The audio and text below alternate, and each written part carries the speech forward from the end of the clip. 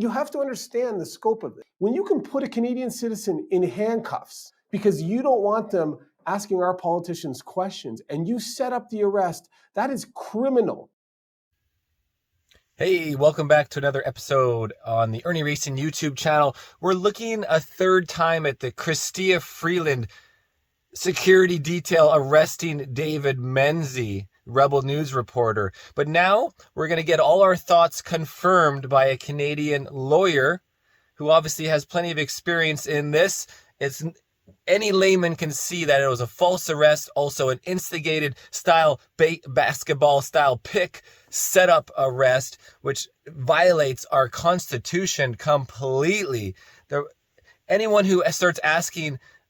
from the press who starts asking the government, the federales, questions that they don't like, then they can arrest you. And that's exactly what happened. So let's take a look at the false arrest, and then we'll get into a lawyer's perspective next. How come the IRGC is not a terrorist group?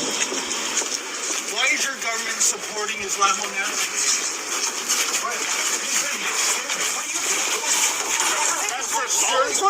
You're under arrest for assault. You're under arrest.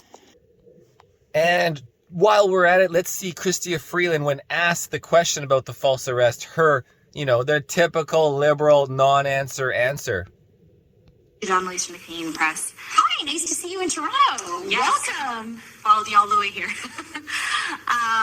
First question, I was wondering, what do you make of your security detail arresting David Menzies? So, Hey, welcome. Sorry about that. I'm using my old video for contrast, but I guess it doesn't really matter what she says because we already know the answer is a non-answer. So let's go over to the lawyer. So on the YouTube channel of Miller's Lawyers, here you can see the channel. Let's hear what he has to say. Executing arrests at the behest of the government. Watch this video in slow motion multiple times. That this looks like an absolute, complete, coordinated setup. These people should be sued, fired, and we should blaze a path of destruction against the government that's trampling on the rights of Canadians. Also, for those wondering, now I am in California in the desert right next to the Imperial Sand Dunes. The Imperial Sand Dunes are that way, and we had a crazy rainstorm and it was flooding last night. Maybe I'll show you guys some footage of it right now. Check this out, guys. Look at the water. It's creating its own little rivers here. Right back to where we're parked.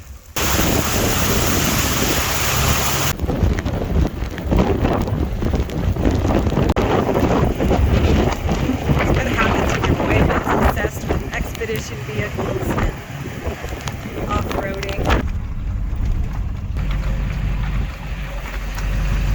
Hey there. Hi. Are we? Is there something going on with the road? Well, flash floods. We got several. Where are you trying to get to?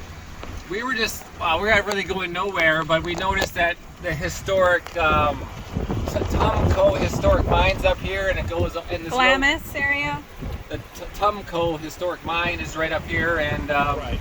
we're just kind of exploring. So, up to the mines, I believe it's okay according to my partner, but further north from there, which is the railroad tracks, not safe.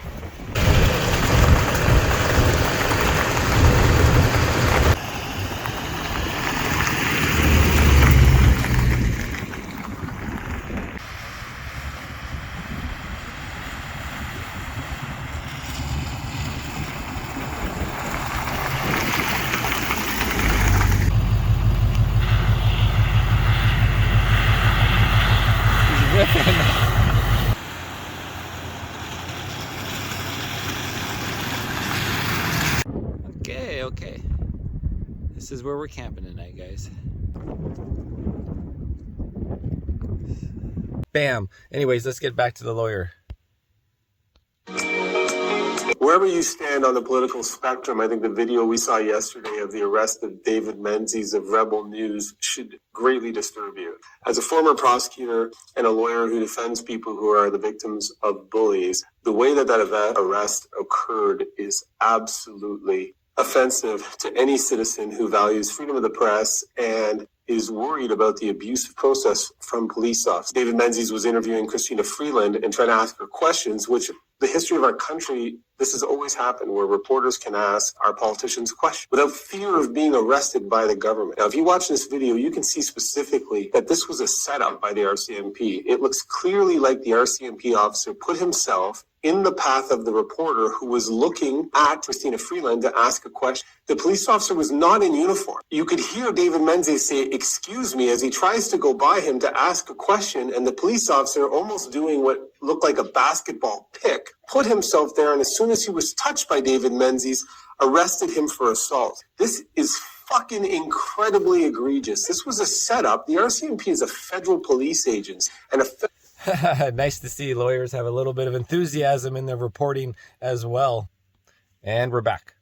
a politician was being asked uncomfortable questions, and our police arrested him in a setup. Now, I don't know who's representing this individual. It's probably somebody from Rebel News. They're probably going to go through the hoops, but this officer should be, if he did that on his own accord and wasn't directed by somebody to interfere with Rebel News, that police officer is a rogue who should be fired. He trampled on the rights of a citizen. He trampled on the rights of free speech, and he physically put a Canadian citizen in handcuffs. You have to understand the scope of it. When you can put a Canadian citizen in handcuffs because you don't want them asking our politicians questions, and you set up the arrest, that is criminal. It is not just unprofessional. And everybody should be calling for that police officer to be arrested and charged for what he did. Because if David Menzies could be arrested for that video, and I encourage you all to watch it, I believe that 99% of you will say that the same action was done but worse by the RCMP officer, and he should be arrested, and he should be in handcuffs, and he should be charged. It's an affront, regardless if you're on the left or right.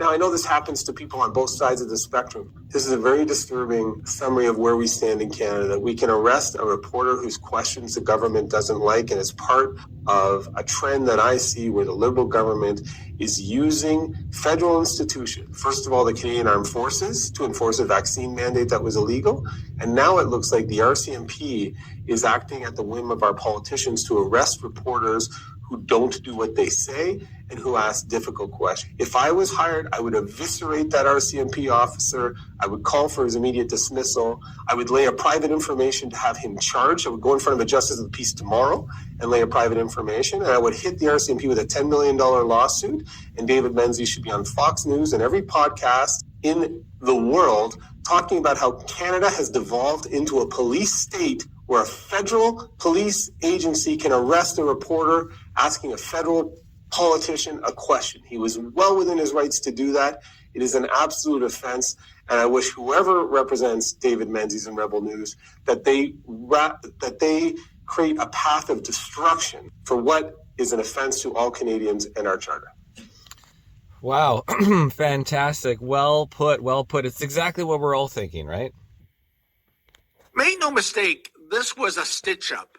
I was framed.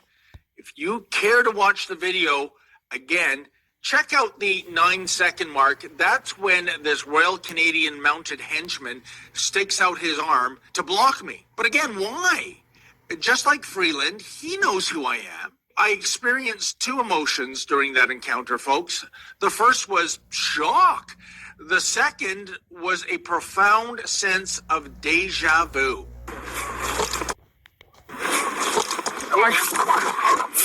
Are you kidding? Are you kidding? Let's go. I wasn't even under arrest when I endured that smackdown. That's because there was nothing to arrest me for. I was a journalist standing on a public sidewalk waiting to ask a question. What you saw in both that video from 2021 and in the video from just 3 days ago is Banana Republic stuff. Greg Dumouchel. Greg Dumouchel. It's a Quebec French name, it sounds like, or been confirmed by you guys in the comments section. So yeah, this Banana Republic RCMP, Greg Dumouchel, creating a false arrest, whether on his own accord or stipulated and ordered by somebody else, you know, Freeland's goons and etc., to set up David Menzies, guys.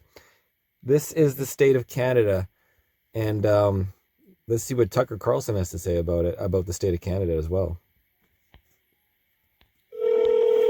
Thank you for your call. call. You have reached the media line. For all urgent requests, please send your request by email. Merci pour votre appel. Vous merci beaucoup. Yes, hi. I couldn't understand the French part, but it's Tucker Carlson calling from the United States. And I'd be grateful if you pass a message on to the Prime Minister, Justin Trudeau. We are coming to liberate Canada. We are coming to liberate Canada. And we'll just end on a little Justin Trudeau here. Was it the January 23rd? You know, this is about him spending $83,000 on his vacation. So, not like the rest of everybody else in tough times. Next morning, Rika Walsh with the Globe and Mail. You just laid out the tough economic times that Canadians are facing. You say you're seized with the issue. Did you consider that backdrop when you decided to take an $80,000 free vacation? As many Canadians did, I stayed with friends over the holidays. Many Canadians don't have access to a $90,000 free vacation. So she's going to ask him the question again. And what do you think this freaking fake, this Canadian goon dictator is going to say? It's just so crazy. Like, they are supposed to be 100% accountable to the people who elect them. And how can anyone say it's like, oh, it's okay if you don't answer the question? It's just, I just find it mind-boggling. I find it mind-boggling, guys, that they're not just thrown on their head for not answering a question as simple as this. can you just explain a bit more of the thinking as to why you take these vacations and how you think Canadians receive them? Like many Canadians did, I stayed with family friends over the holidays. Next question. Oh, see what I mean? It's just, no politician should be able to get away without answering the questions as if they're under oath and they're being told by the judge to answer the freaking question. Good day, everybody. This is Marcel. Cheers.